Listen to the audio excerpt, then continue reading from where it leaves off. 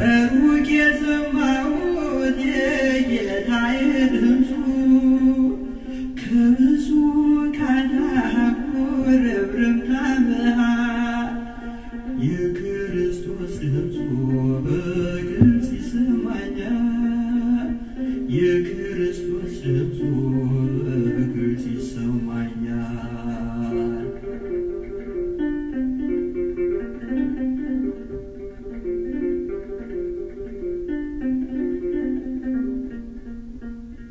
የልቦናዬ ዓይን ፈጽሞ ታውሯል። ዓይኔን ፈውስልኝ በርጤሜዎስ ይላል። አብዝቼ ጮኻለሁ ጌታ ማረኝ ብዬ በውስጤ የታየ ይስምረኝ ጌታዬ በውስጤ የታየ ይስምረኝ ጌታዬ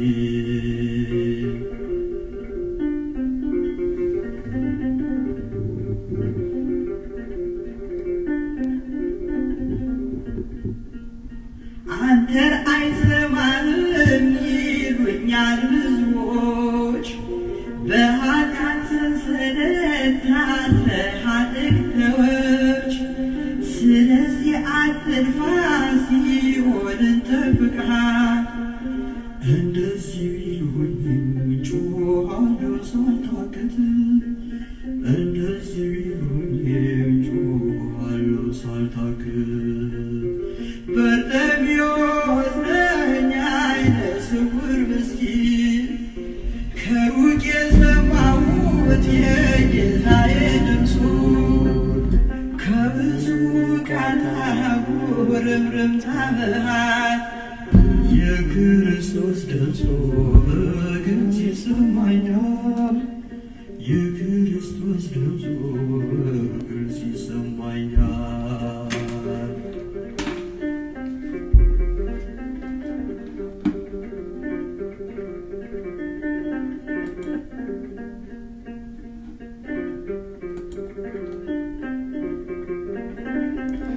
በስመ አብ ወወልድ ወመንፈስ ቅዱስ አሐዱ አምላክ አሜን።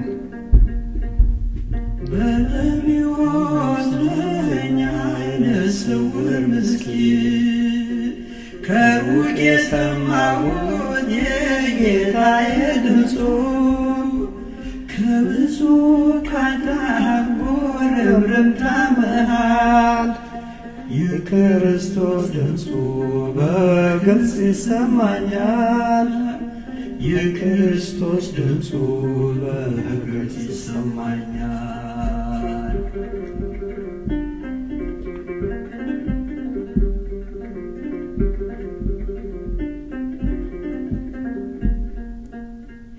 የልቦናዬ ዓይን ፈጽሞ ታውሯል። ዓይኔን ፈውስልኝ በርጤሜዎስ ይላል። አብዝቼ ጮኻለሁ ጌታ ማረኝ ብዬ በውስጤ የታየ ይስምረኝ ጌታዬ በውስጤ የታየ ይስምረኝ ጌታዬ። ወንድሜ ሰላም እግዚአብሔር ይብዛልህ። አዲሱ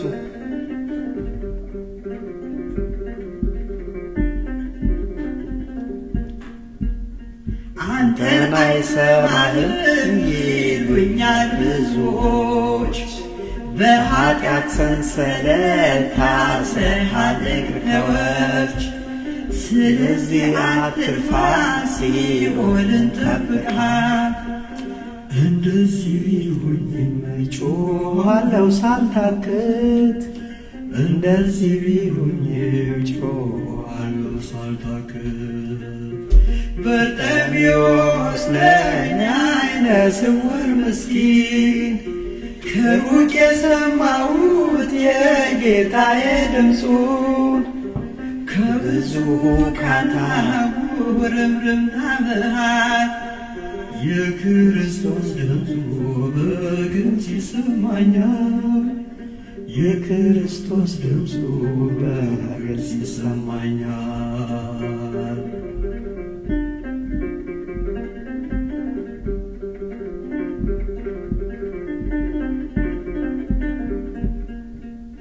የከበበውን ሰው ገለመኑ እያለ በደሌን በደሙ ዋጋ እየከፈለ ስለኔ የሞተው ኢየሱስ ይመጣል። የልቦናዬን ዓይን ገልጦ ያሳየኛል። የልቦናዬን ዓይን ገልጦ ያሳየኛል።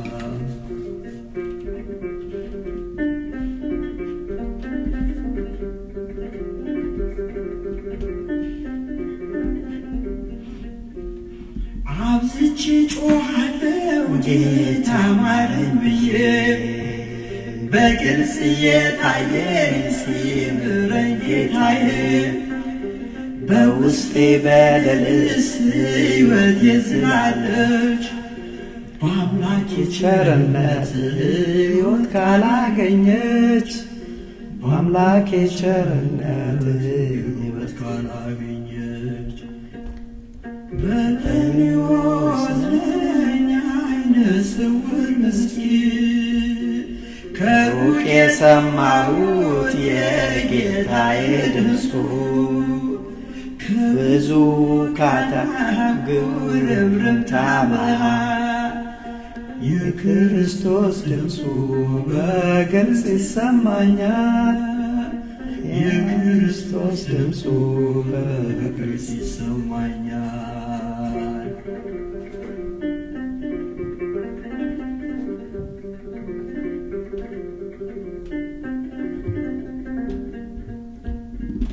የልቦናዬ ዓይን ፈጽሞ ታውሯል። ዓይኔን ፈውስልኝ በርጤሜዎስ ይላል።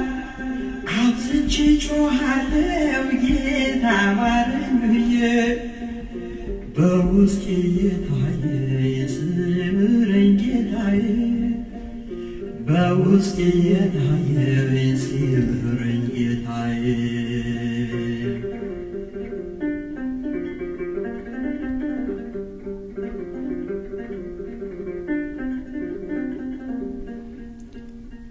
አንተን አይሰማህም ይሉኛል ብዙዎች፣ በኃጢአት ሰንሰለት ታስረሃለህ ተወሽ። ስለዚህ አትልፋ ሲኦልን ጠብቃት። እንደዚህ ቢሉኝም ጮኻለሁ ሳልታክስ እንደዚህ ቢሉኝም ጮኻለሁ ሳልታክስ በርጤሜዎስ ነኝ ዓይነ ስውር ምስኪን ከሩቅ የሰማሁት የጌታዬ ድምፁ ከብዙ ካታ ግርምርምታ መሃል የክርስቶስ ድምፁ በግልጽ ይሰማኛል። የክርስቶስ ድምፁ በግልጽ ይሰማኛል።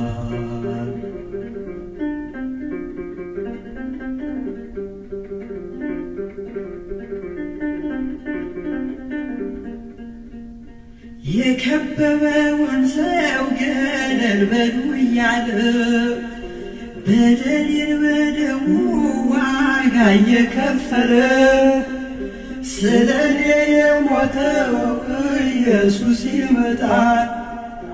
የልቦናዬን ዓይን ገልጦ ያሳየኛል። የልቦናዬን ዓይን ገልጦ ያሳየኛል።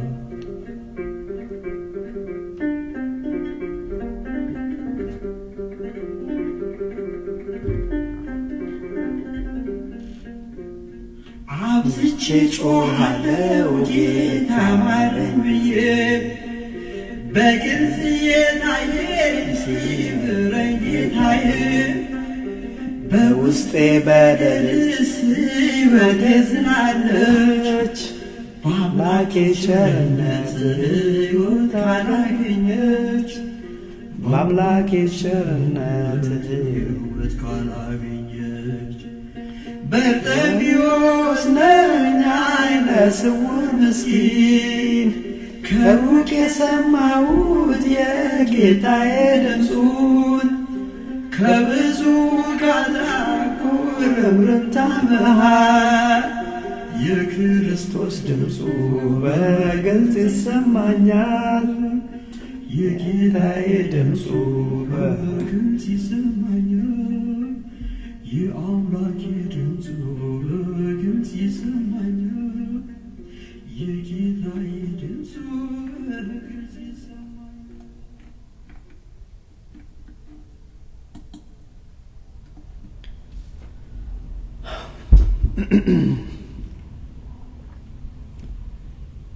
በስመ አብ ወወልድ ወመንፈስ ቅዱስ አሃዱ አምላክ አሜን። በክርስቶስ ወንድሞቼ እህቶቼ ሆናችሁ እንደምን ከረማችሁ? እንደምን ሰነበታችሁ? በቸርነቱ የጠበቀን የዕድሜ ደሃ አላደረገን የቅዱሳን የአባቶቻችን የነቢያት አምላክ የሐዋርያት አምላክ የጻድቃን የሰማዕታት አምላክ የእኛ ፈጣሪ የእኛ ጌታ ልዑል እግዚአብሔር ወንድሞቼ ስለዚህ ቀን ስለዚህ ሰዓት የከበረ የተመሰገነ ይሁን። እንደምን ከረማችሁ? እንደምን ሰነበታችሁ? እንኳን ለብርሃነ ዕርገቱ አደረሳችሁ አደረሰን።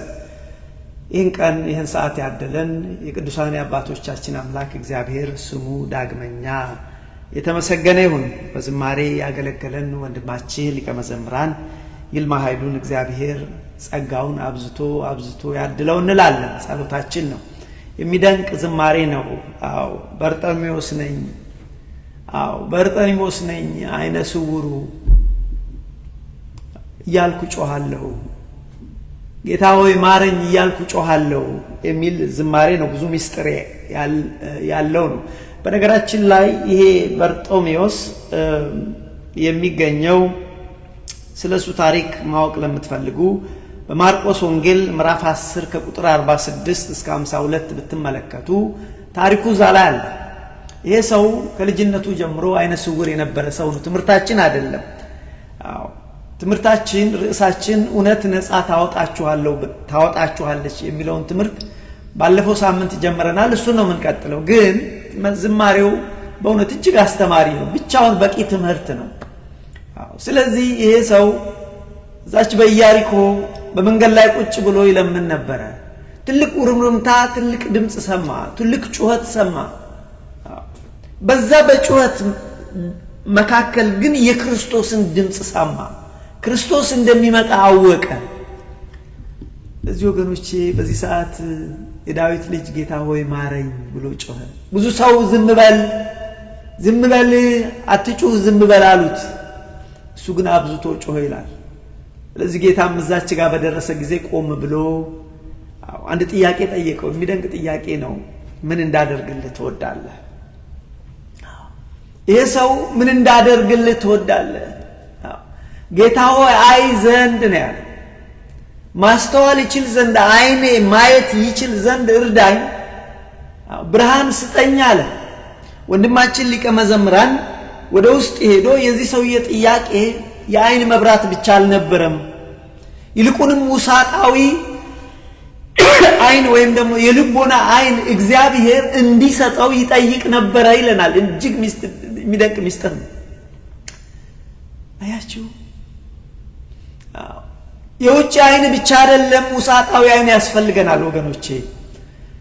የሚደንቀው ሰውዬ ይሄ የጮኸበት ሰዓት የለመነበት ሰዓት እጅግ ከባድ የሆነ የእግዚአብሔርን ድምፅ ማግኘት በማይቻልበት እጅግ ብዙ ጩኸት፣ ብዙ ሁካታ፣ ብዙ ጉሩምሩምታ ባለበት ሰዓት ነው።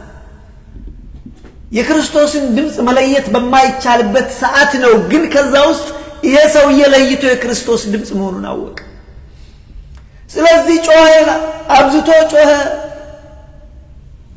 ጌታ ሆይ ማረኝ አለ። ወገኖቼ ለእኔና ለእናንተ የሚሆን ብዙ ምስጢር እዚህ ውስጥ አለ። ዛሬ የእግዚአብሔርን ቃል መስማት ከባድ በሆነ በዚህ ዘመን ከዓለም ጩኸት የተነሳ ከብዙ ወሬ የተነሳ ከብዙ የሶሻል ሚዲያ ወሬ ከብዙ የሜንስትሪም ሚዲያ ወሬ ከብዙ የዓለማችን ወሬ የተነሳ የእግዚአብሔርን ቃል መስማት በጣም ከባድ ነው። የክርስቶስን ቃል ማድመጥ ከባድ ነው።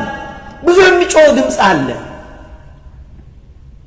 ስለዚህ ለኔና ለእናንተም ጭምር አስተማሪ ነው። ይሄ ሰው በዛ በጉሩምርምታ መሃል በዛ በአስቸጋሪ ሰዓት ጮኸ፣ ጌታ ሆይ ማረኝ አለ። ሰዎች ዝም በል አር ዩ ክሬዚ ዝም በል በዚህ ውስጥ እንዴት አድርጎ ይሰማሃል? ድምፁን አትሰማም ወይ? ጮቱን አታደምጥም ወይ አሉት። እሱ ግን ኖ እጮሃለሁ ብርሃን ይሰጠኝ ዘንድ ማየት እችል ዘንድ እኔ በጨለማ የታሰርኩ የጨለማ ባሪያ ነኝ እጮሃለሁ አለ። ወንድሞች እንዴት ልብ ይመታል! ይህንን የሚያውቅ በጨለማ ውስጥ የኖረ ሰው ብቻ ነው የሰውየውን ነገር። ለዚህ ነው ዝም በል አሉት። እነሱ ምን ቸገራቸው? እሱ ግን ኖ ጨለማው ሰልችቶኛል። ጨለማ ይሰለቻል ወንድሞቼ። ስለዚህ ብርሃን አስፈላጊ ነው። ለዚህ ነው ምን ላደርግልህ አለው። አይዘንድ አብዝቶ ጮኸ ይላል። የልቦናዬን አይን ፈውሰ። የልቦናዬን አይን የውጭውን አይን ብቻ አይደለም ሊቀ መዘምራን ያለን የልቦና ማለት የውጭ አይኑን የሥጋ አይኑን ብቻ አይደለም ጥያቄው። ይሄ ሰው እንግዲህ ይሄ በትርጉም በሚስጥር ይኖራል። ለዚህ ነው ሊቀ መዘምራን ያለው። ስለዚህ የውስጡንም አይኔ ወገኖቼ እኔና እናንተ ዛሬ እግዚአብሔር ቢረዳን የውስጥ አይናችን ይከፈት። የውጭ አይናችን ያያል። እኛ ያጣነው ከትምህርታችን ጋር የሚያያዝ የውስጥ አይናችን እንዲከፈት ነው። እና ይሄ ሰው የውጭ አይን ብቻ አልነበረም፣ የውስጥ አይንም ጥያቄ እንደነበረው ነው መዝሙሩ የሚያመለክተው። ስለዚህ መድኃኔዓለም ክርስቶስም አይኑን አበራለት ይላል። ስለዚህ ዝማሬ እግዚአብሔር አምላክ ስሙ የተመሰገነ ይሁን። ዛሬ እግዚአብሔር ቢረዳን እኛ ደግሞ ውሳጣዊ አይናችን ይከፈት ዘንድ እውነትን እናቃት ዘንድ እውነትን እንኖራት ዘንድ ከባርነት ነፃ እንወጣ ዘንድ እግዚአብሔር መንፈስ ቅዱስ እኔና እናንተን ያስተምረናል። አይናችን ያያል ወገኖቼ፣ ጆሮአችንም ይሰማል። አሁን እኛ የተቸገርነው የክርስቶስን ድምፅ መለየት ነው። ይሄ ሰው ብዙ ድምፅ ይሰማ ነበር፣ ግን የጌታውን ድምፅ ለየ በዛ መካከል። ዛሬም ወገኖቼ ብዙ ድምፅ አለ ዓለም ላይ ጊዜያችንን የሚሻማ ሐሳባችንን የሚሰርቅ እንዳንጸልይ የሚያደርገን የእግዚአብሔርን ቃል እንዳንሰማ የሚያደርገን ብዙ አቴንሽናችንን የሚወስድ የሚጠቅምም የማይጠቅምም ብዙ ነገር አለ። በዚህ ውስጥ እንግዲህ የክርስቶስን ድምፅ መፈለግ ወገኖቼ ከዚህ መዝሙር የምንማረው እሱን ነው። ዛሬ እንግዲህ የምንማርበት የትምህርታችን ርዕስ እኛም እውነት ነፃ ታወጣችኋለች በሚል ይሆናል። ሰማችሁኝ? የትምህርታችን ርዕስ እውነት ነፃ ታወጣችኋለች። ወንድሞቼ ይሄ እኔ ቃል አይደለም። ይሄ ቃል መድኃኒታችን ኢየሱስ ክርስቶስ የተናገረው ቃል ነው። መድኃኒታችን ኢየሱስ ክርስቶስ ምን አለ? ስሙ አለ በዘመኑ ለነበሩት ሰዎች። ለማን እንደሆነ ነግራችኋለሁ። ለአይሁድ ነው ይሄንን ያላቸው። እናንተ የእግዚአብሔር ሰዎች ነን ትላላችሁ፣ እናንተ የአብርሃም ልጆች ነን ትላላችሁ፣ እናንተ በእምነት ውስጥ አለን ትላላችሁ፣ ነገር ግን አይደላችሁም። እናንተ የአብርሃም ልጆች አይደላችሁም። እናንተ የእግዚአብሔር ልጆች አይደላችሁም። ምክንያቱም በእናንተ ውስጥ የሚታየው ሕይወት እሱ አይደለም። በአብርሃም ውስጥ ይሄ ሕይወት አልታየም። በይስሐቅ በያዕቆብ ውስጥ በቅዱሳን ውስጥ አልታየም። እናንተ ውስጥ ያለው ሕይወት አላቸው የገዳይነት ሕይወት ነው። ዓይን አላችሁ አታዩም፣ ልብ አላችሁ አታስተውሉም። ስለዚህ እውነትን ብታውቁ እውነት ነፃ ታወጣችኋለች አላቸው። ታሪኩ ይሄ ነው ወንድሞቼ። ስለዚህ በዚህ ውስጥ የምንማረው ዛሬ ስለ እውነትና ነፃ ስለመውጣት ከባርነት ነፃ ስለመውጣት ጉዳይ ነው። አያችሁ? እና በጠቅለል ባለ መልኩ እውነት ነፃ ታወጣችኋለች ሲል ስለ እውነትና ከባርነት ነፃ ስለመውጣት እንማራለን። ከባርነት ደግሞ ነፃ ስንወጣ ሕይወትን እናገኛለን፣ ያውም ደግሞ የዘላለምን ሕይወት። ይሄ ሰው ቅድም የዘመረው ዝማሬ ከጨለማ ሕይወት ከባርነት ሕይወት ሲወጣ ብርሃንን አየ። ብርሃንን ሲያይ ሕይወትን አየ። ወንድሞቼ ይሄ በስጋ ነው። መድኃኔዓለም ክርስቶስ ግን አይሁድን ምን አላቸው? እናንተ በጨለማ ነው ያላችሁት። አይን አላችሁ ግን በጨለማ ናችሁ። የእግዚአብሔር ልጆች ነን ትላላችሁ ግን አይደላችሁም፣ የዲያብሎስ ልጆች ናችሁ። የአብርሃም ልጆች ነን ትላላችሁ ግን ሕይወታችሁ የአብርሃምን ሥራ አይሰራም። ስለዚህ እናንተ የገዳዩ የዲያብሎስ ልጆች ናችሁ ይላቸዋል። በዚህ ሰዓት ለምን መሰላችሁ? ራሱ ክርስቶስን ሊገድሉት ይፈልጉ ነበርና ገዳዮች ናችሁ። የእግዚአብሔር ሰዎች ነን ትላላችሁ ግን ገዳዮች ናችሁ። የአብርሃም ልጆች ነን ትላላችሁ ግን ገዳዮች ናችሁ። የሃይማኖት ሰዎች ነን ትላላችሁ ግን ገዳዮች ናቸው። የሚገድል ሰይጣን ነው። ስለዚህ እናንተ የእግዚአብሔር ልጆች አይደላችሁ። እናንተ የአብርሃም ልጆች አይደላችሁ።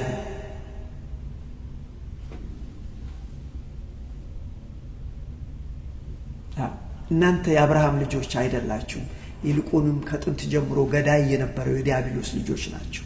እናንተ ሃይማኖት ሰዎች አይደላችሁ፣ ከአሕዛብ የባሰ ናቸው አላቸው። ስለዚህ ወገኖቼ በዚህ ውስጥ ነው በነገራችን ላይ ስለዚህ የምንማርበት ትምህርታችን እውነት ነፃ ታወጣቸዋለች። እውነት ስለዚህ ስለ እውነትና ስለ ነፃነት ነው። እንግዲህ ነፃ ስንወጣ ከባርነት ነፃ ስንወጣ ደግሞ ምን አለ? ሕይወት አለ። ይህ ሕይወት የሚገርማቸውም ደግሞ የምናወራው እኛ የዘላለምን ሕይወት ነው። ግን ባይሆንስ እነዚህ ሰዎች ነፃ ባይወጡስ ከነ ባርነታቸው ይሞታሉ። በጣም ይከፋ ነው። ሰው በጨለማ ውስጥ ኖሮ በጨለማ ሲሞት ያሳዝናል። ሞት ራሱ ጨለማ ነው። በክርስቶስ ካልሆነ ጨለማ ነው። ሞት ሕይወት የሚሆነው ወገኖች በክርስቶስ ሲሆን። ስለዚህ እነዚህ ሰዎች ምን አላቸው? ካልሆነ ግን ከነ ኃጢአታችሁ ትሞታላችሁ፣ ከነ ባርነታችሁ ትሞታላችሁ። ያ ደግሞ የከፋ ነው። ስለዚህ ባይሆንስ ወገኖቼ በባርነት እንሞታለን ማለት ነው። ያ ደግሞ የዘላለም ሕይወት ያስከትላል።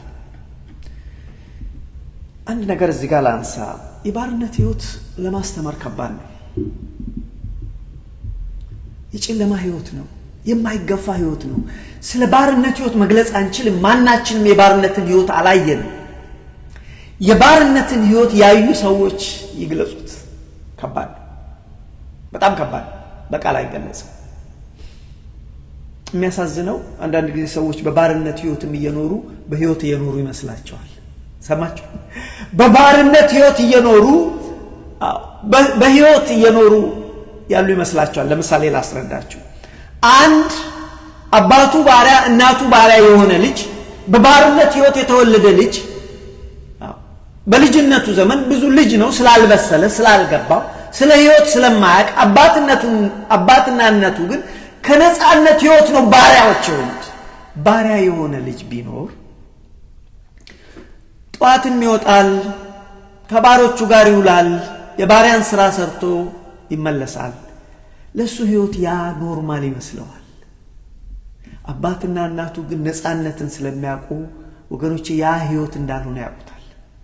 ስለዚህ ወገኖቼ ለአንዳንዶቻችን በባርነት ስንኖር ሕይወት አድርገን ልንወስደው እንችላለን። እነዚህ ሰዎች መድኃኔዓለም ክርስቶስ እውነት ነፃ ታወጣለች የተባሉት በባርነት ሕይወት ውስጥ ነበሩ፣ ግን አላወቁትም። በእነሱ ቤት በሕይወት እየኖሩ ነው። አያችሁ? ስለዚህ ባርነት በጣም ከባድ ነው። ከባድነቱን ላስረዳችሁ። ለምሳሌ የሚከብደው የሚያውቀው ያ ያደገ ልጅ አድጎ ካደገ በኋላ አንድ ቀን ወስዶ ሲሸጥ ይገባዋል። ከቤተሰቦቹ ሲለዩት ይገባዋል። ባርነት ክፉ ነው። ልጆች እንዲሸጡ ያደርጋል። ከወላጆቻቸው ነጥለው አሰሪዎቻቸው ወደ ሌላ ሀገር እንደ ከብት ይሸጧቸዋል። ባርነት ክፉ ነው። እሱ ብቻ አይደለም። ሰዎች ገንዘብ ቢያንሳቸው ወይ ትርፍ አለው ካሉ አባትየውን ሊሸጡት ይችላሉ። ለቤተሰብ ያ ጨለማ ነው። የባርነት ሕይወት ወገኖቼ ከባድ ነው። ይህ ስጋዊ ባርነት ነው ወገኖቼ። በኃጢአት መኖር የኃጢአት ባሪያ መሆን ደግሞ ከዚህ የከፋ ነው። ለዚህ ነው እናንተ ባሮች ናችሁ፣ በነፃነት ውስጥ አይደላችሁም። ስለዚህ የሚሻለው እውነት ነፃ ታወጣቸዋለች፣ እውነትን አገኟት፣ እውነትን ውደዷት እያለ መድኃኔዓለም ክርስቶስ ተናገረ። እና እዚህ ጋር መጠንቀቅ ያለብን ከዚህ ውስጥ የምንማረው ወገኖቼ ራሳችንን መጠየቅ ነው። እኔ በነፃነት ውስጥ ነው ወይ ያለሁት ወይስ በባርነት? ቅድም ብያችኋለሁ። አንዳንድ ሰው በባርነት ያለ በነፃነት ያለው ይመስለዋል። ለምሳሌ ቅድም ያልኳችሁ አይሁዳውያን በእነሱ አይን በነፃነት ነው ያለው። በእነሱ አይን የሚያመልኩት እግዚአብሔርን ነው። በእነሱ አይን ትክክል ነበሩ፣ በክርስቶስ ግን አይን ባሮች ነበሩ። ይህንን ነው እኛ የምንማረው። ዛሬም እኛ ራሳችንን እንደዚህ ይላል። ቃሉን ላንብብላችሁ የኔ ቃል ስላልሆነ። ዮሐንስ ወንጌል ምዕራፍ 8 ከቁጥር 31 ላይ እንደዚህ ይላል። ከቁጥር 31 ኢየሱስም ያመኑትን አይሁድ በኋላ መጣበታለሁ። ከዛ ውስጥ ላመኑትን ይነገራቸው። ሌሎችም አሉ። ፈሪሳውያንም ከኋላ ነበሩ፣ ሰዱቃውያንም ነበሩ፣ ጸሐፍት ፈሪሳውያን ነበሩ፣ የአይሁድ እምነት ተከታይ ሰዎች ነበሩ። ከዛ ደግሞ ወደ ክርስትና የመጡት ነበሩ። ግን እቺን ስፔሲፊካል ቃል ግን ወደ ክርስትና ለመጡት አይሁድ እንደዚህ አላቸው። ኢየሱስም ያመኑትን አይሁድ እናንተ አላቸው፣ መድኃኒቱን ጭምር ሲነግራቸው፣ ነፃ እንዴት እንደሚወጡ ሲነግራቸው፣ ነፃ ለመውጣት ከባርነት ነፃ ለመውጣት በእኔ ኑሩ፣ በቃሌ ኑሩ፣ በትእዛዜ ኑሩ፣ በሕጌ ኑሩ፣ በቃሌ ኑሩ። የእግዚአብሔር ቃል ወገኖች ነፃ ያወጣል። መድኃኒቱ እሱ ነው፣ ከባርነት ነፃ ለማውጣት። ለምን? ስናውቅ እውቀት ሲኖረን እውነትን እናውቃለን። እውነት ደግሞ አርነት ታወጣናለች። ያንን ያላቸው። ስለዚህ በቃሌ ብትኖሩ ይላቸዋል። አንብብላችሁ። ኢየሱስም ያመኑትን አይሁድ እናንተ አላቸው በቃሌ ብትኖሩ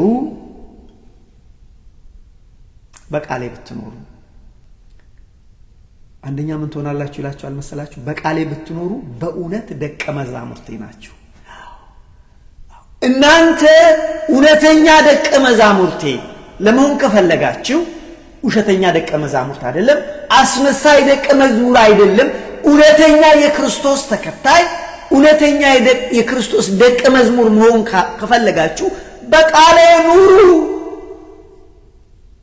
አለበለዚያ የክርስቶስ ተከታይ ነኝ ትላላችሁ፣ ግን አይደላችሁ። እነዚህ ሰዎች የእግዚአብሔር ልጆች ነን ይላሉ፣ ግን አይደሉም። እናንተ መጣችኋል አይደለም ወደ ክርስትና። that's good፣ መልካም ነው። ስለዚህ እናንተ በቃሌ ብትኖሩ በእውነት ደቀ መዛሙርት ትሆናላችሁ። ምን አይነት ደቀ መዛሙርት? እውነተኛ ደቀ መዛሙርት፣ በእውነት የሆኑ ወንድሞቼ። በዛን ወቅት የእውነት ያልሆኑ ደቀ መዛሙርት ነበሩ። የእውነት ያልሆኑ ተከታዮች ነበሩ። ክርስቶስን የሚከተሉ ግን የእውነት ያልሆኑ በእውነትም የሚከተሉ ነበሩ። ስለዚህ ምን አላቸው? ኢየሱስም ያመኑትን አይሁድ እናንተ በቃሌ ብትኖሩ በእውነት ደቀ መዛሙርቶቼ ናችሁ፣ እውነትንም ታውቃላችሁ። በቃሌ ብትኖሩ እውነትን ታውቃላችሁ፣ በቃሉ ብትሞሉ እውነትን ታውቃላችሁ። what is right what is wrong ታውቃላችሁ። በቃሌ ብትኖሩ የእግዚአብሔር ሐሳብ የትኛው ነው፣ የዲያብሎስ ሐሳብ የትኛው ነው ብላችሁ መለየት ትችላላችሁ። በቃሌ ብትኖሩ እውነትን ታውቃላችሁ። እውነትን ስታውቋት ደግሞ ያቺ እውነት ከባርነት ነፃ ታወጣችኋለች። እውነትን ታውቃላችሁ፣ እውነት ደግሞ አርነት ያወጣችኋል አላቸው። ይሄ በጣም ዲፕ የሆነ ሐሳብ ነው ወንድሞቼ። በደንብ አድርጋችሁ ተረዱ። በቃሌ ብትኖሩ ነው ያለው። በቃሌ ብትኖሩ እውነተኛ የኔ ተከታዮች ትሆናላችሁ፣ እውነተኛ የኔ ልጆች ትሆናላችሁ። በኔ ቃል ብትኖሩ። በኔ ቃል ባትኖሩ ግን የኔ ተከታዮች አይደላችሁ ይመስላችኋል እንጂ። ወንድሞቼ ይሄ ቃል ዛሬ ለኛም ነው። እግዚአብሔር መንፈስ ቅዱስ እኔና እናንተ በእግዚአብሔር ቃል ብትኖሩ፣ በክርስቶስ ቃል ብትኖሩ፣ በሐዋርያት ቃል ብትኖሩ የክርስቶስ ደቀ መዝሙር ናችሁ። ስለዚህ ራሳችሁን መርምሩ። ለዚህ እኮ ነው እውነት ነፃ ታወጣችኋለች።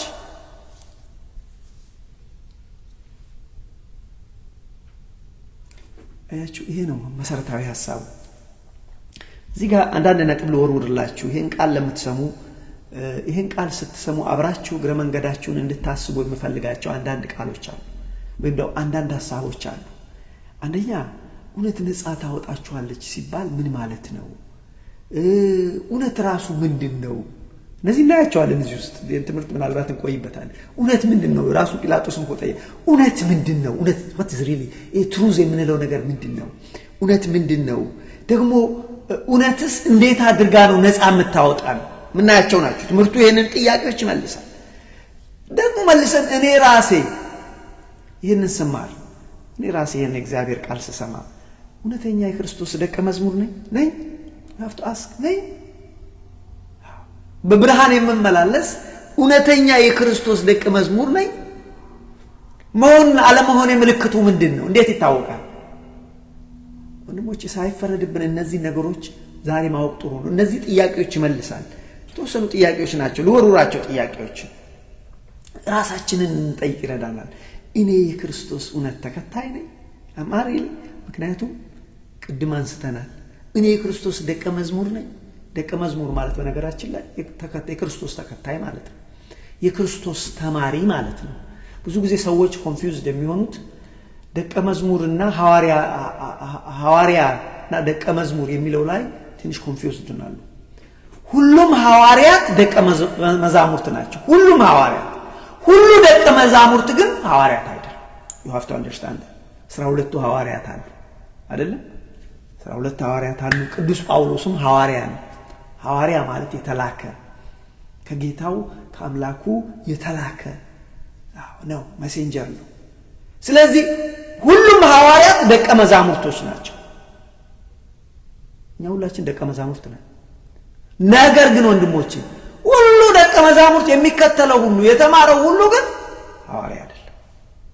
you have to understand so ይሄንን እናያለን። አብረን ደግሞ እንደ ግለሰብ ህይወታችን በባርነት ህይወት ውስጥ ነን ወይስ በነፃነት ህይወት ውስጥ ነው እኛ ራሳችን ያለን? ምናየው እንግዲህ ባርነት ስንል የሥጋ ባርነት ሳይሆን ክርስቶስ እንዳለው እነዛን ሰዎች ናቸው። እነዛ የሃይማኖት ሰዎች ናቸው። እነዛ የቤተ መቅደስ ሰዎች ናቸው። እንደውም አንዳንዶቹ ከአይሁድ እምነት ወደ ክርስትና መጥተዋል፣ ለነሱ የተነገረ። ስለዚህ እውነት ነፃ ታወጣቸዋል። ስለዚህ እኛ ነፃ ወጥተናል ወንድሞቼ። ይሄንን እንመለከታለን። ይሄን ብቻ አይደለም፣ ይቅርታ፣ ይሄንን ብቻ አይደለም። አብሮ የምናየው እንደ ክርስቶስ ሐሳብ በእውኑ ባሪያ ስንል ምን ማለታችን? ማን ነው ባሪያ? ማን ነው ባሪያ? ባሪያ የተባለው እነዚህ በሥጋ ባርነት ያሉትን ሰዎች ነው ወይስ ሌሎችን? ማን ነው ባሪያ? ይሄንንም እናያለን። እኛ ራሳችን ነፃ ሰዎች ነን ባሮች? remember that ቅድም ያነሳነው እኛ ሰዎች በሥጋ እንደውም ይጠይቁታል። እኛ እኮ የአብርሃም ልጆች ነን፣ እኛ እኮ የአብርሃም ልጆች ነን፣ ተገዝተን ማናውቅም። ምንድነው የምታወራው? ኖ እናንተ ባሮች ናችሁ፣ የኃጢአት ባሮች። ስለዚህ ይህንን አብረን እናያለን። ሌላው ራሳችንን እናያለን። ከባርነት ውስጥ መኖር አለመኖራችን፣ በነፃነት መኖር አለመኖራችን ራሱ ደግሞ ነፃ ስንወጣ ጥቅሙ ምንድነው? ጥቅም አለው ወንድሞች።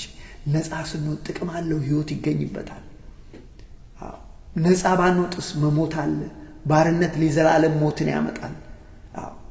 ራሳችንን እናያለን በዚህ ትምህርቱ። ስለዚህ በዚህ ውስጥ ነው እነሱን እንደው የእግዚአብሔር ልጆች ናቸው ነን ብለው ሲመረመሩ የእግዚአብሔር ልጆች አሉ።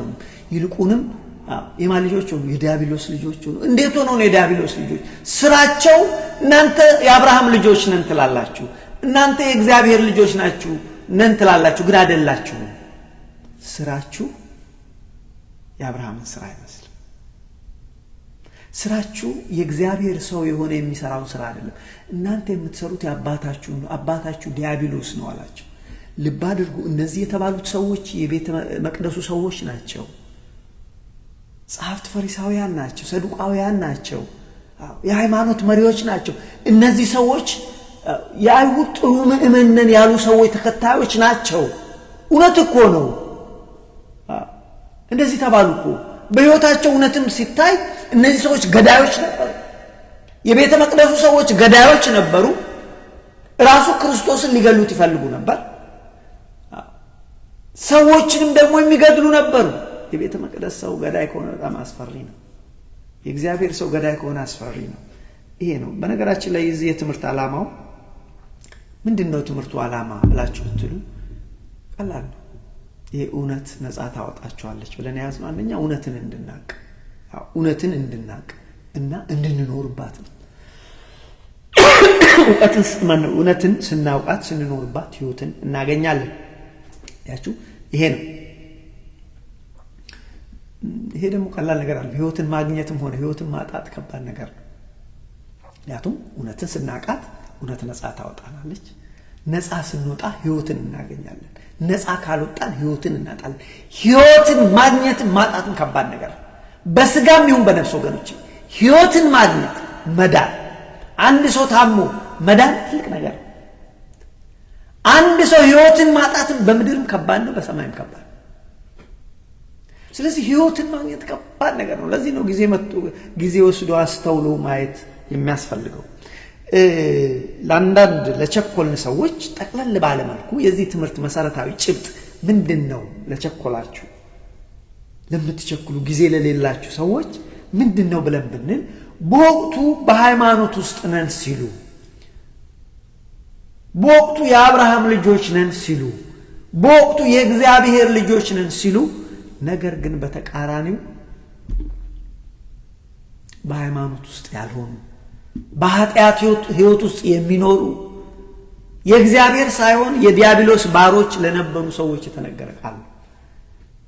አንዳንድ ጊዜ በሃይማኖት ውስጥ ነን ብለን እንላለን፣ ግን አይደለንም ወንድሞች። ለዚህ ነው ራስን መመርመር የሚያስፈልገው። እነዚህ ሰዎች ወገኖች በሃይማኖት ውስጥ ነበሩ። ቴክኒካሊ የአይሁድ እምነት ተከታዮች ናቸው። አንዳንዶቹ አገልጋዮች ናቸው፣ ሌሎቹ ተከታዮች ናቸው። እነሱን ነው እናንተ እግዚአብሔር አባታችን ነው ትላላችሁ፣ ግን አይደለም። እናንተ አባት እግዚአብሔር አይደለም፣ ዲያብሎስ ነው። ስለዚህ እነዚህ ሰዎች በድቅድቅ ጨለማ ውስጥ ነበሩ። እነዚህ ሰዎች ወገኖቼ በኃጢአት ባርነት ውስጥ ነበሩ። የእግዚአብሔር ሰዎች ናቸው፣ የአብርሃም እምነት ተከታዮች ናቸው፣ ግን በኃጢአት ህይወት ውስጥ ነበሩ። ስለዚህ በኃጢአት ባርነት ውስጥ ናችሁ። እውነትን ብታውቋት አላቸው። እውነትን ብታውቋት፣ እውነትን ብትወዷት፣ በእውነት ብትኖሩ እውነት ነፃ ታወጣችኋለች። በነፃነት ስትኖሩ ደግሞ ህይወትን ታገኛላችሁ። ይሄ ነው መሰረታዊ ጭብጡ። ስለዚህ በዚህ ውስጥ ዛሬ እግዚአብሔር የሚያስተምረን በሃይማኖት ስትኖሩ ራሳችሁን መርምሩ፣ ራሳችሁን ፈትኑ። አንዳንድ ጊዜ it is not really enough በሃይማኖት ውስጥ መኖር ብቻ። እነዚህ ሰው ከነሱ አንበልጥም።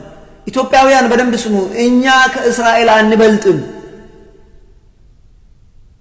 እግዚአብሔር የመረጠው ህዝብ ነው። እነሱን እንኳን ልጆች አይደላችሁ። ለምን? በውስጣችሁ ክፋት አለ፣ በውስጣችሁ ገዳይነት መንፈስ አለ። እኛስ ዛሬ ወገኖች እንዴት ነን? ስለዚህ ራሳችንን መጠየቅ አለብን። ለዚህ ነው ቅድም ስለ ዓላማው ስለ ትምህርቱ ዓላማ ስንነጋገር እውነትን እንድናቅ እውነትን እንድንኖር ለማሳሰብ ነው።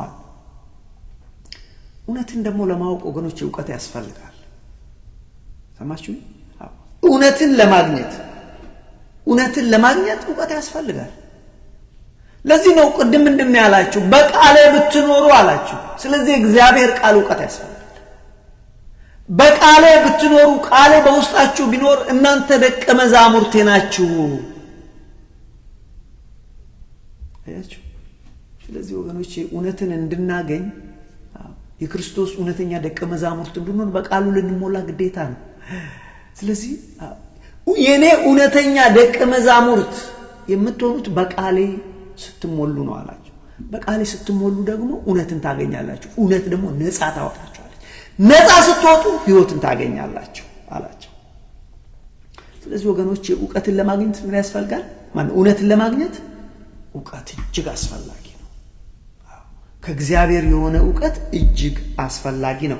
የእግዚአብሔር ቃል ዕውቀት አልባ ስለሆነ ህዝብ እንደዚህ ብሎ ይናገራል። ራሱ እግዚአብሔር ህዝቤ ይላል። ህዝቡን እኮ ምንድነው የሚለው? እነሆ ህዝቤ ዕውቀት በማጣት ጠፍቷል። ወንድሞቼ ዕውቀት በማጣት መጥፋት አለ። ስለዚህ ምንድነው የሚለው? እነሆ ህዝቤ ዕውቀት በማጣት ጠፍቷል፣ እነሆ ካህናቶችም ዕውቀትን ጠልተዋልና እኔም ክህነታቸው እንደዚሁ ጠላሁ። አይገርማችሁ? አንዳንድ ጊዜ ያለን ይመስላል። ገበሬው ክምሩን አየና አመቱን ሙሉ ትልቅ ክምር አለው፣ ግን አመቱን ሙሉ እየተበደረ በላና ሲያየው በቃ ያመረተ ቀን ወይም ደግሞ የወቃ ቀን መልሶ ዕዳ ነው የሚከፍለው። ስለዚህ ክምሩን አየና አይ ያለሽ መስሎሻል፣ ተበልተሽ አልቀሻል።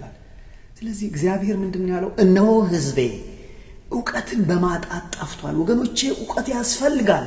ለምን? ዕውቀት እውነትን እንድናገኝ ይረዳናል። እውነትን ስናገኝ ደግሞ እውነት ደግሞ ነፃ ታወጣናለች። ስለዚህ እነሆ ሕዝቤ ዕውቀት በማጣት ጠፍቷል። ሕዝቤ ብቻ አይደለም ካህናቶችም አለ። እነሆ ካህናቶችም ዕውቀትን ጠልተዋል፣ እኔም ካህናት እንዳይሆኑ እጠላቸዋለሁ። የኔ ሐሳብ አይደለም ወንድሞቼ። ይህን ቃል ትንቢተ ሆሴዕ ምዕራፍ 4 ቁጥር 6 ላይ እንደዚህ ይላል፣ ሕዝቤ ዕውቀት በማጣቱ የተነሳ ጠፍቷል። አያሳዝንም? የእግዚአብሔር ሕዝብ ዕውቀት። ስለዚህ ዕውቀት ያስፈልጋል ወንድሞቼ። ዕውቀት ሕዝቤ ዕውቀት ከማጣቱ የተነሳ ጠፍቷል። አንተም ዕውቀትን ጠልተሃልና እኔ ካህን እንድትሆነኝ ጠልሃለሁ። ካህናት ጭምር ዕውቀትን ጠሉት። ይህ እግዚአብሔር ያለው ነው በነቢዩ አድሮ። ስለዚህ ዕውቀት የሌለው ሕዝብ፣ ዕውቀት የሌለው ካህን በእግዚአብሔር ፊት ተቀባይነት የለውም። ዕውቀት ያስፈልጋል። የምን ዕውቀት? የእግዚአብሔር ዕውቀት፣ እሱን የማወቅ ዕውቀት። ስለዚህ ወገኖች ዕውቀት ያስፈልጋል። በነገራችን ላይ ዕውቀት አይደለም የእግዚአብሔር ዕውቀት፣ በዚህ ምድር ላይ በዓለምም ያለው ዕውቀት እኮ ጠቃሚ ነው። ይሄ ምንም ፋክት እኮ ነው። ዕውቀት ጠቃሚ ነው። ለምን? ለዚህ እኮ ነው ፈረንጆች ምን ይላሉ? ኖሌጅ ኢዝ ፓወር። ኢት ኢዝ ትሩ ኖሌጅ። ዕውቀት እኮ ዕውቀት የሀብት ምንጭ ነው። ዕውቀት የኃይል ምንጭ ነው። ዕውቀት የስኬት ምንጭ ነው። ኢንጀነራል ነው ብላችሁ ናት ኦልዌይስ፣ ግን ኢንጀነራል በአብዛኛውን ጊዜ። አዎ የተማረና ያልተማረ ልዩነት አለው፣ ምንም ጥያቄ የለው። አንድ ስራ ሁለት ሰራተኞች ሊሰሩ ይችላሉ። እኔ መስሪያ ቤት አብረን እኩል የምንሰራቸው ድሮ የትምህርት ደረጃችን ግን የተለያየን ሰዎች ነበር። ተሰይም ጃብ የምንሰራቸው እነሱ በኤክስፒሪየንስ ረጅም ዓመት ሰርተውታል፣ ስራውን ሰርተዋል። በኋላ ግን ከትምህርት ቤት የመጡት ግን ከነሱ እኩል ወዲያውኑ ገብተዋል። እነዛ በብዙ ዓመት በ30 ዓመት ያገኙት ኤክስፒሪየንስ ደረጃ ላይ እነዚህ ከትምህርት ቤት የመጡ ልጆች ወዲያውኑ እኩል ነው ዕውቀት ኦፍ ኮርስ። ስለዚህ ዕውቀት በጣም አስፈላጊ ነው። እኛ ግን ትኩረት የምናደርገው የምድራዊ ዕውቀት ጠቃሚ ነው። ከሱ የበለጠ ግን የእግዚአብሔር ዕውቀት። ለምን መሰላችሁ? ደቀ መዛሙርቴ፣ እውነተኛ ደቀ መዛሙርቴ የምትሆኑት የኔ ቃል በውስጣችሁ ሲኖር ነዋል። ስለዚህ ወገኖች በእግዚአብሔር ቃል መሞላት መልካም ነው። እግዚአብሔርን ቃል ስንሞላ እውነትን እናገኛለን። እውነትን ስናገኝ እውነት ደግሞ አይናችን የልቦናችን አይን ትከፍትና በብርሃን ውስጥ ነን ወይስ በጨለማ ውስጥ ነን? ነፃ ታወጣናለች። አያችሁ? እውነት ነፃ ታወጣችኋለች ይላል። እንግዲህ ይህን ቃል መድኃኒታችን ኢየሱስ ክርስቶስ ለማን ነው የነገረው ብለናል? ለፈሪሳውያንና ለሰዱቃውያን እንዲሁም የአይሁድ እምነት ተከታይ ለነበሩት። በመሰረቱ ለምንድን ነው ክርስቶስ እንደዚህ ያላቸው ብለን ብንል ቅድም እንዳልኳችሁ እነሱ የእግዚአብሔር ሰዎች ነን ብለው ሲሉ ግን ሆነው አልነበረም። ይልቁንም የዲያብሎስ ልጆች ነበሩ። የአብርሃም ልጆች፣ የአብርሃም እምነት ተከታዮች ነን ይላሉ። የአብርሃም ሕይወትና የአብርሃምን ሃይማኖት አልነበራቸው። አያችሁ? እግዚአብሔርን አባታችን ነው ይላሉ፣ ግን የእግዚአብሔርን ስራ አይደለም የሚሰሩት። እነሱ ግን የዲያብሎስን ስራ ነበር የሚሰሩት። ለዚህ ነው ይሄ ልክ አይደለም ብሎ ያላቸው። እዚህ ጋር መነሳት ያለበት አንድ ነገር አለ። በወቅቱ ለምሳሌ እነሱ እንዴት ነው እኛን እንደዚህ የምትለን? እኛ ባሮች እኮ አይደለም፣ እውነት ነፃ ታወጣችኋለች ሲላቸው እኛ እኮ ባርነት ተገዝተን አናውቅም አሉት። እሱ ግን ምንድነው ያላቸው? አይደለም አላቸው። እነሱ ስለ ባርነት ተገዝተን አናውቅም ሲሉ ማለት ነው። ይሄ እንግዲህ አንስተን ወንድሞቼ ስለ ራሳችን ማየት ያስፈልጋል። ቃሉን ላንብብላችሁ እና ትምህርቱን ዘጋዋለሁ ሰዓቴም ስለሄደ። ይህንን ቃል የምታገኙት በዮሐንስ ወንጌል ምዕራፍ 8 ከ30 እስከ 44 ብታነቡ ታገኙታላችሁ።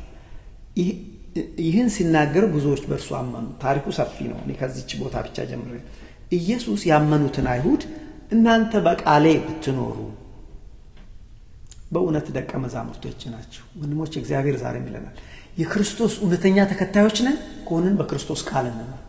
ቃሉን እንወቅ እንኑርበት። እውቀት ያስፈልገናል። ቃሉን እንኑር ማነው ቃሉን እንወቅ እንኑር። በቃሌ ብትኖሩ እናንተ እውነተኛ ክርስቲያኖች ናቸው። እሱን ያላቸው እንደዚህ ነው። እኛም ከዚህ የምንማረው ይሄንን ነው። እነዛ ሰዎች እኮ የሃይማኖት ሰዎች ነበሩ፣ እንዳትረሱ። የሃይማኖት ሰዎች ናቸው። የምን ሃይማኖት? የአይሁድ ሃይማኖት። አይሁድ ደግሞ እግዚአብሔርን አምናለሁ፣ የአብርሃም እምነት ማለት ነው። ግን ከመስመር ወጥተው ነበር። አንዳንዴ ከመስመር መውጣት አለ። ኢየሱስ ያመኑትን አይሁድ እንደዚህ እናንተ በቃሌ ብትኖሩ በእውነት ደቀ መዛሙርቴ ናችሁ። በቃላት ዘ ክራይቴሪያ የእግዚአብሔር የክርስቶስ ተከታይ ነኝ አይደለሁም ብሎ ለማወቅ በቃሉ እንኖራለን። ቃሉን እናውቃለን ወይ? የክርስቶስ ቃል በእኛ ውስጥ በሙላት አለ ወይ? አያችሁ፣ በቃሌ ብትኖሩ በእውነት ደቀ መዛሙርቶቼ ናችሁ፣ እውነትን ታውቃላችሁ። በቃሉ ስትኖሩ ደግሞ እውነት ምንድነው? ውሸት መወናበድ የለም። እውነትን ስናቅ መወናበድ የለም። ትክክለኛው የትኛው ትክክለኛ ያልሆነውን እናውቃለን። ስለዚህ እውነትን ታውቃላችሁ፣ እውነት ደግሞ አርነት ታወጣችኋለች። እነሱ መልሰው የአብርሃም ዘር ነን፣ ለአንድምስ እንኳን ከቶ ባሪያ አልሆንም፣ አርነት ታወጣችኋለች እንዴት ትለናለህ አሉት። ኢየሱስ መለሰ እንደዚህ አለ፣ እውነት እውነት እላችኋለሁ ኃጢአትን የሚያደርግ ሰው ሁሉ ባሪያ ነው። ባሮች ናቸው አለ። እንዴት እኛ እኮ ባርነት ተገዝተን አናውቅም። ኖ ኃጢአት እኔ ስለ ስጋ ባርነት አይደለም። ኃጢአትን የሚያደርግ ሰው ሁሉ ሃይማኖት ውስጥ ቢኖርም ምንም ዋጋ የለውም። ስለዚህ ኃጢአትን የሚያደርግ ሰው ሁሉ የኃጢአት ባሪያ ነው። ባሪያ ደግሞ ቁጥር 35 ላይ ባሪያ ለዘላለም በቤት አይኖርም። በቤት የሚኖር ልጅ ነው። ባሪያ ለዘላለም አይኖር፣ ይሸጣል፣ ይጣላል። ልጅ ግን ለዘላለም ይኖራል። ልጅ ግን ወራሽ ነው። አያችሁ። ስለዚህ ባሪያ ለዘላለም በቤት አይኖርም፣ ልጁ ለዘላለም ይኖራል። እንግዲህ ልጁ አርነት ቢያወጣችሁ በእውነት አርነት ትወጣላችሁ። ልጁ የተባለ ማን ነው? ኢየሱስ ክርስቶስ ነው። እኔ አርነት ካወጣችሁ አርነት ትወጣላችሁ። የኔ ቃል በሙላት ከእናንተ ጋር ቢኖር እውነተኛ ደቀ መዛሙርቴ ትሆናላችሁ። እውነተኛ ደቀ መዛሙርቴ ስትሆኑ እኔ ከብራለሁ፣ አባቴ ይከብራል፣ እናንተም ነፃ ትወጣላችሁ። እንግዲህ ልጁ አርነት ቢያወጣችሁ በእውነት አርነት ትወጣላችሁ። የአብርሃም ዘር መሆናችሁን አውቃለሁ፣ ነገር ግን ቃሌ በእናንተ አይኖርም። ችግራችሁ you don't know the word of God። የእግዚአብሔርን ቃል አታውቁም። በአሉ ነው የምትኖሩት። የአብርሃም ነን፣ እምነታችንም የዕብራዊ እምነት ነው፣ ዕብራውያን ነን ትላላችሁ፣ ግን አታውቁትም። ስለዚህ ባሮች ናችሁ አላችሁ። ልድገምላችሁ፣ የአብርሃም ዘር መሆናችሁን አውቃለሁ፣ ቃሌ በእናንተ አይኖርም። ቃሌ በእናንተ ስለሌለ ለዚህ እኮ ነው እናንተ አብርሃም ያልሰራውን ነገር የምታደርጉት። ቃሌ በእናንተ አይኖርም፣ ልትገሉኝ ትፈልጋላችሁ። አያችሁ፣ እኔ በአባቴ ዘንድ ያየሁትን እናገራለሁ፣ በአባቴ ዘንድ ያለውን እናገራለሁ፣ የሰማሁትን እናገራለሁ፣ ያየሁትን አደርጋለሁ። እናንተም ደግሞ በአባታችሁ ዘንድ ያያችሁትን ታደርጋላችሁ አላቸው። ምክንያቱም እሱ ሊገሉት ይፈልጉ። የሚገድል ከእግዚአብሔር አይደል፣ የሚገድል ከዲያብሎስ ነው። እሱ ገና ከመጀመሪያው ገዳይ ነበር። ይሄ ነው እንግዲህ መሰረታዊ ሐሳብ ወንድሞች፣ አያችሁ። ስለዚህ ትልቁ መሰረት እዚህ ውስጥ ምንድነው? ለነሱ ባሮች አይደለም ሲሉ አይደለም እኔ ያልኳችሁ ፊዚካል ባርነት አይደለም። አዎ ኃጢአትን የሚያደርግ ሰው ሁሉ ባሪያ ነው። ከባርነት ደግሞ ነፃ የምትወጡት ቃሌን ስታውቁት ነው። አዎ ቃሌ በእናንተ ሲኖር ነው አላቸው። አያችሁ እንግዲህ ዛሬ በአጠቃላይ የተማርነው ምንድነው ብለን ብንል ትምህርቴን ለመጠቅለል በባርነት ህይወት ውስጥ ስለኖሩ ሰዎች ተማር። እነዚህ ሰዎች ፊዚካሊ በባርነት ህይወት ውስጥ አልነበሩም። የእግዚአብሔር ሰዎች ነን ሲሉ፣ ሃይማኖት አለን ሲሉ፣ የአብርሃም ልጆች ነን ሲሉ የአብርሃም ህይወት አልታየባቸውም። ሃይማኖተኛ ነን ሲሉ የሃይማኖት ህይወት አልታየባቸውም። የእግዚአብሔር ልጆች ነን ሲሉ ያፍሬ አልታየባቸው። በዚህ የተነሳ ነው እንግዲህ መድኃኒዓለም ክርስቶስ እናንተ የአብርሃም ልጆች አይደላችሁም። አብርሃም እንደዚህ አይነት ህይወት አልነበረም። እናንተ የሃይማኖት ሰው አይደላችሁም። እናንተ ከአሕዛብ የባሳችሁ ናችሁ። እናንተ የእግዚአብሔር ልጆች አይደላችሁም። እናንተ የዲያብሎስ ልጆች ናችሁ። ምክንያቱም እኔ የእግዚአብሔር ልጅ ነኝ፣ ከእግዚአብሔር የሰማሁትን አደርጋለሁ፣ እናገራለሁ። እናንተ ግን ከአባታችሁ ከዲያብሎስ የሰማችሁትን ታደርጋላችሁ። እዚህ ነው ልትገሉኝ የምትፈልጉት ብሎ አላቸው። ስለዚህ ይህንን የተማርነው ወንድሞቼ ምን እናድርግ? ከዚህ ውስጥ ምንድን ነው የተማርነው? ትልቁ ነገር ከዚህ ውስጥ ከነዛ ሰዎች የምንማረው እነዛ ሰዎች የሃይማኖት ሰዎች ነን ብለው እያሉ ግን የሃይማኖት ሰዎች አልሆኑም። ስለዚህ ራሳችንን መመርመር ትልቅ ነገር ነው። ራስን እኔ በእውነት የክርስቶስ እውነተኛ ደቀ መዝሙር ነኝኒ ብሎ ራስን መጠየቅ ትልቅ ነገር ነው። ስለዚህ ራስን መመርመር፣ እውነትን መፈለግ፣ እውነትን ማግኘት፣ በእውነት መኖር አለብን። በዛን ጊዜ እውነት ነፃ ታወጣናለች። ነፃ ስንወጣ ደግሞ ምን እናገኛለን? ህይወትን እናገኛለን። ስለዚህ ዛሬ የተማርነው ይህንን ነው። ያስተማረን የመከረን የአባቶቻችን አምላክ እግዚአብሔር ስሙ ለዘላለም የተመሰገነ ይሁን። ሰላም እግዚአብሔር ይብዛላችሁ። ሰላም አሜን።